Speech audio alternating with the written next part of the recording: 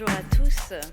Oui, j'espère effectivement que les cerveaux chauffent, que les réseaux chauffent aussi et que les contrats se signent. Je voudrais tout d'abord remercier les organisateurs du Forum international de la cybersécurité de m'avoir invité aujourd'hui, la Gendarmerie nationale, la région Nord-Pas-de-Calais, le pôle Euratechnologie, que je connais bien, et la société CEIS. Je sais l'importance qu'a pris ce rendez-vous. Il est désormais incontournable pour qui s'intéresse à la cybersécurité. Il est devenu un rendez-vous officiellement européen, puisque l'Allemagne y est mise à l'honneur cette année. Il a une croissance équivalente à celle d'une start-up. En 2008, à Marcy, c'était Marcy en Barcuil, pardon, je connais. Il y avait 600 visiteurs, puis 1000, puis 1500, puis 2000, puis 3000. On en attend 4000 cette année. C'est dire la croissance de l'événement, c'est dire aussi l'importance que prennent les enjeux qui sont au cœur de votre action. Et puis cet événement, il dépasse la seule sphère régalienne. C'est d'ailleurs la raison de ma présence aujourd'hui et je vous parlerai surtout d'économie. C'est un sujet important car, comme on l'entend souvent, même les paranoïaques ont de vrais ennemis. Mais plus sérieusement, j'aimerais vous illustrer l'importance des enjeux de cybersécurité avec quelques chiffres récents. Depuis les attaques des 7, 8 et 9 janvier, 1300 attaques informatiques ont porté sur 25 000 sites français en lien avec les attentats. Vous savez, comme moi, que les OIV, les opérateurs d'importance vitale, n'ont pas été touchés et que dans 95% des cas, il s'est agi d'alarmer les esprits plus que les systèmes d'information, avec surtout des défacements de pages d'accueil des sites. Ça a été comparé par des commentateurs, ces actions, à des tags sur les murs des mairies. Mais ces phénomènes sont cependant, pour tout le monde, une piqûre de rappel sur l'importance des dispositifs de sécurité, non seulement de leur mise en place, mais aussi et peut-être surtout de leur actualisation et de leur maintenance. C'est là qu'agissent les cyberattaquants sur les failles des systèmes de sécurité. Souvent, les sites visés sont des sites publics dans près du tiers des cas. Et en l'occurrence, les dommages étaient très faibles, mais nous savons tous qu'ils peuvent être plus graves, surtout lorsqu'ils concernent le vol de données personnelles. En 2014, les attaques qui ont eu pour objectif le cyberespionnage ont augmenté de 200%. Et puis au plan économique, les acteurs français du monde, disons au sens large de la confiance numérique, pèsent 13 milliards d'euros. C'est un poids important puisque le marché international global s'élève à 80 milliards d'euros. Alors, c'est dire à quel point la cybersécurité est un enjeu, bien sûr, de sécurité et de défense nationale. C'est aussi un enjeu économique pour nos entreprises afin qu'elles se protègent, afin que celles qui sont spécialisées dans ce secteur prospèrent aussi.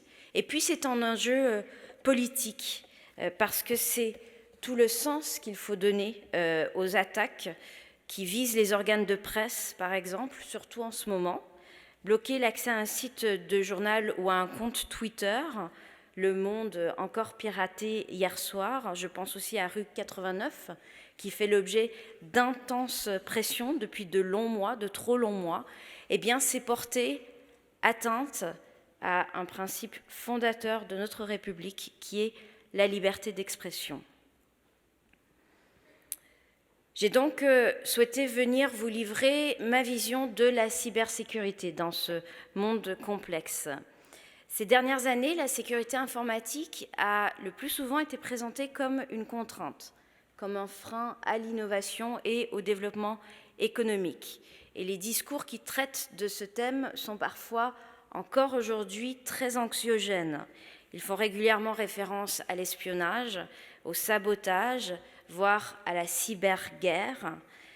Et oui, certains de ces éléments correspondent à une réalité, ce dont rappellent une nouvelle fois les documents révélés par Edward Snowden dans la presse allemande il y a quelques jours. Et pour autant, ce n'est qu'une partie des raisons pour lesquelles il est nécessaire d'atteindre un niveau de sécurité informatique qui soit suffisant. Si nous voulons entraîner l'adhésion de tous vers l'objectif d'une protection, il nous faut surtout parler de confiance. Il faut de la confiance dans les infrastructures, dans les produits, dans les services qui sont proposés aux citoyens, aux entreprises, aux administrations publiques et aux collectivités territoriales pour réussir la transition numérique dans son ensemble que nous avons engagée. La confiance, elle doit être un pilier de la République numérique. Et elle repose sur l'ensemble des acteurs, les chercheurs qui imaginent des objets numériques du futur et qui doivent donc prendre en compte ces questions de sécurité d'usage, les entreprises qui les produisent, l'État qui doit garantir cette confiance et nous tous, utilisateurs. L'État. Il est de la responsabilité du politique de créer les conditions de la confiance. Vous le savez, des dispositions importantes ont été prises par le gouvernement pour améliorer la sécurité des systèmes d'information des opérateurs d'importance vitale. C'était l'un des objets de la loi de programmation militaire. Il y a quelques jours, je rencontrais mon homologue allemande, la ministre Brigitte Zypries, avec laquelle nous avons décidé de travailler activement, avec une volonté politique très forte, à la création d'une zone de confiance binationale pour favoriser un hébergement sécurisé des données, par la définition en commun d'un cloud secure. Ces avancées qui se constatent au niveau national comme au niveau bilatéral et, espérons-le, bientôt européen, seront complétées par les orientations actuellement portées à Bruxelles dans le cadre des négociations de la directive Nice, la Network Information Security Directive, qui devrait être adoptée d'ici la fin de l'année et le gouvernement français y contribue. On voit bien que l'attente vis-à-vis du politique, elle est très forte. Un exemple tiré de ce qui se passe en dehors de nos frontières. Le président Obama a récemment exposé les objectifs visés par sa future cyber bill, sa future cyber bill. Il s'agira d'harmoniser entre l'ensemble des États fédérés américains les notifications des failles de sécurité. Cela concerne par exemple les délais ou les formats. C'est ce qu'a fait en France la loi de programmation militaire avec un décret qui sortira bientôt. C'est ce que nous faisons au niveau européen en négociant le projet de règlement sur les données personnelles et ce projet de directive Nice dont je vous ai parlé. Et au plan économique, il est essentiel de réaliser que ces enjeux de standardisation doivent permettre à nos acteurs économiques en France et en Europe de s'imposer et de garantir l'applicabilité de standards qu'ils auront eux-mêmes définis. Et puis pour que nos concitoyens et pour que les entreprises aient confiance dans la société numérique, il faut qu'ils soient accompagnés lorsqu'ils sont victimes de malveillance informatique aux conséquences parfois graves. C'est pour toutes ces raisons que le premier volet de notre action, c'est un plan industriel qui a été mis en place au ministère de l'économie sous la supervision et la direction de l'ANSSI dans le cadre des 34 plans de la Nouvelle France industrielle. Ce plan est piloté par le directeur général de l'ANSSI autour de 4 axes principaux. D'abord, clarifier l'offre en identifiant mieux les prestataires de confiance. Ensuite, renforcer certaines offres spécifiques. Plusieurs appels à projets ont déjà permis le développement de technologies ces dernières années et la cybersécurité reste une priorité des investissements d'avenir.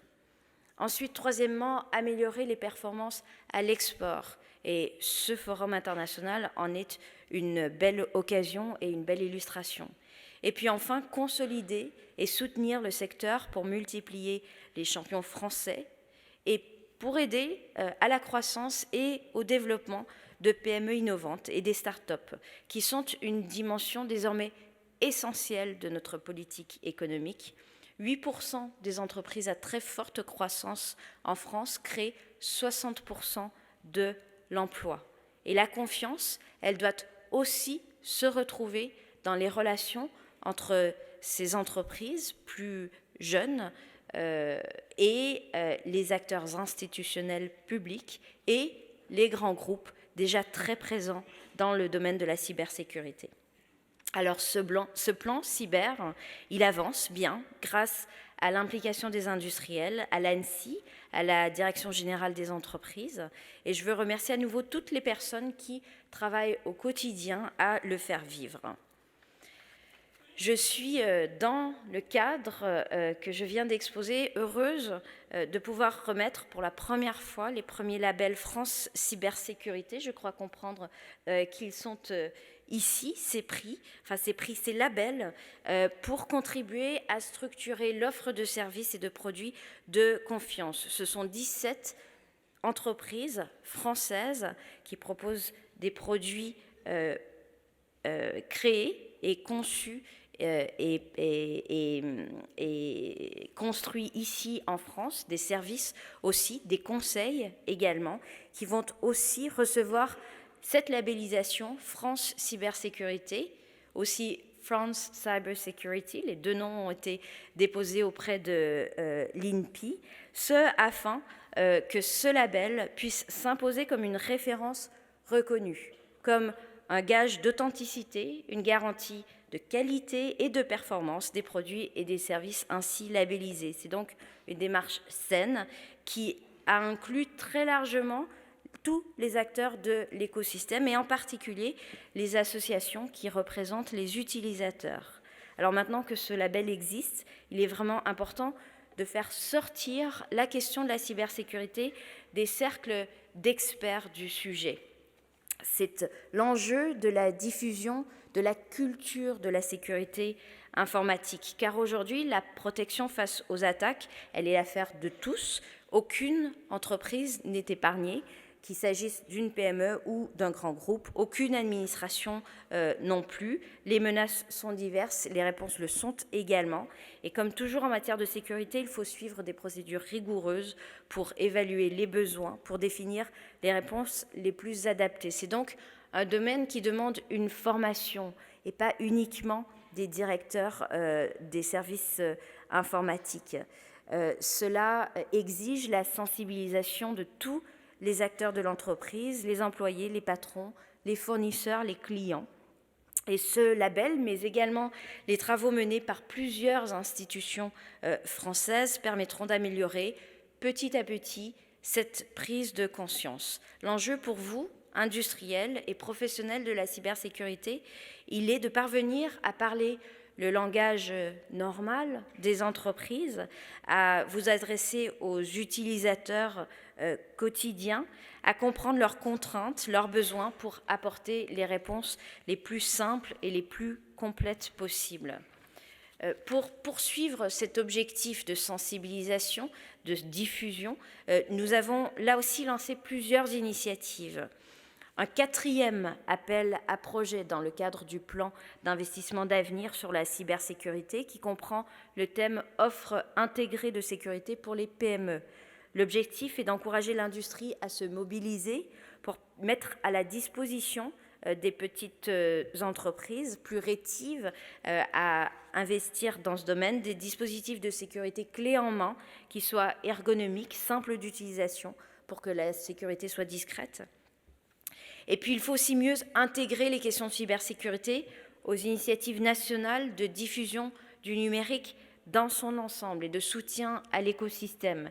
Et la French Tech doit jouer un rôle.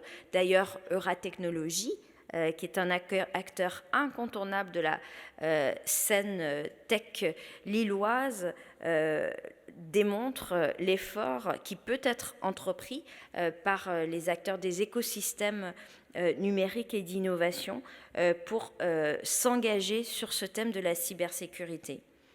Et puis l'an 2 de la French Tech, qui s'est ouvert cette année après les labellisations de 9 métropoles, il sera celui de l'innovation ouverte pour contribuer à rapprocher les startups et les grands groupes pour lesquels les enjeux de sécurité sont souvent essentiels. Et là aussi, l'agilité de l'innovation qui peut provenir des startups doit pouvoir être perçue, comprise et utilisée dans un rapport de respect et de réciprocité mutuelle. Je vous donne un exemple. J'étais à Munich ce dimanche pour participer à une conférence internationale qui s'appelle le Digital Life Design, le DLD, et j'y ai rencontré plusieurs startups créées en Angleterre qui, au bout de quelques mois, avaient déjà signé des contrats de coopération avec le MOD, le ministère de la Défense britannique, et travaillaient étroitement avec tout un tissu de grands groupes impliqués sur les mêmes sujets que ceux qu'ils traitaient. Et c'est ça, une approche écosystémique, et c'est, je crois, la clé de la réussite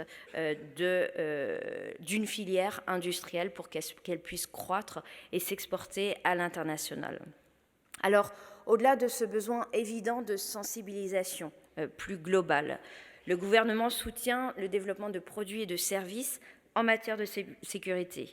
D'abord, la cybersécurité, c'est l'un des thèmes forts du COFIS, du comité de filière sécurité, qui avait été installé par le Premier ministre, c'était en octobre 2013.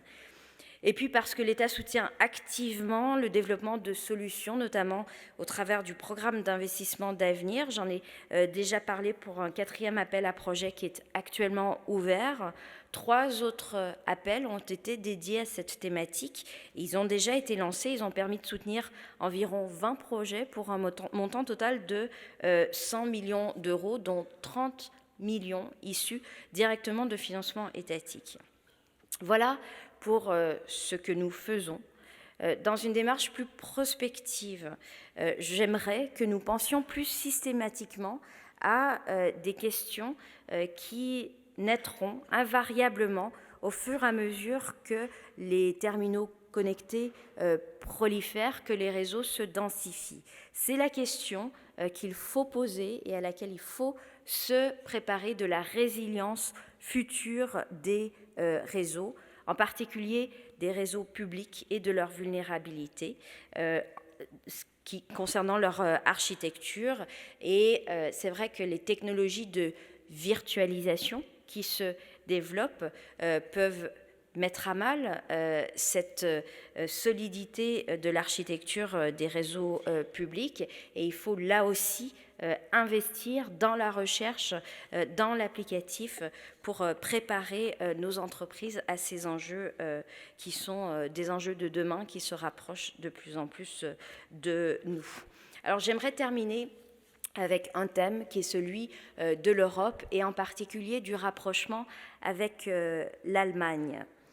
Nous devons être dans une démarche d'amélioration continue de nos pratiques. Et en ce domaine, comme dans beaucoup d'autres, les échanges nourris que nous engageons avec nos partenaires allemands vont contribuer à cette amélioration mutuelle, j'en suis convaincue.